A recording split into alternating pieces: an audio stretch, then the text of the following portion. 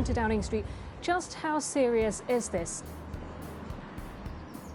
Well, of course, the UK's National Health Service will only give an intensive care bed to a patient who needs it. So the fact that within 24 hours of being hospitalised, the UK Prime Minister was transferred to the intensive care unit here at St Thomas's Hospital is obviously a concern.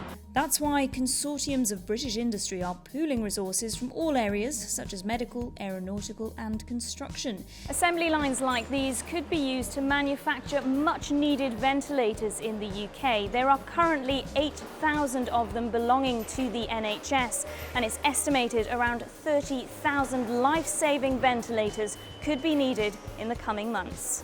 It's still very likely that it will be quite some time before he's back to work, with some suggesting that it could be a month or more. And of course that puts an awful lot of pressure on the man that's deputising for him at the moment. That's Dominic Raab, perhaps better known as the UK's Foreign Secretary. As we go around, I might ask a few questions if that's okay. Yeah, sure. In a time of lockdown and social distancing, the UK property market is having to adapt. So this is the living room.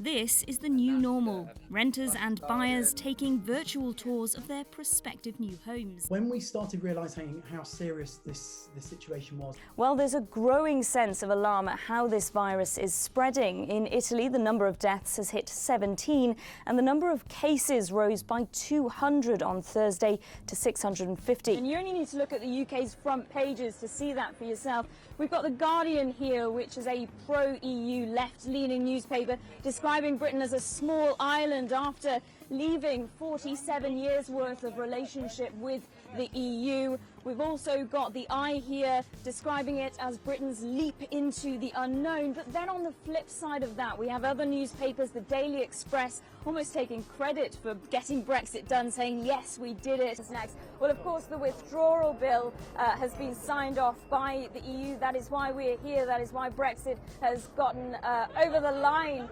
tonight.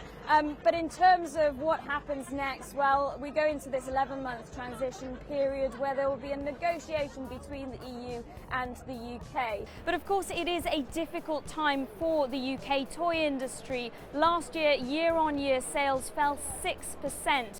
While the UK startup industry still lags behind the US and China in terms of size, last year it saw growth in investment to $13.2 billion, while the others experienced a drop.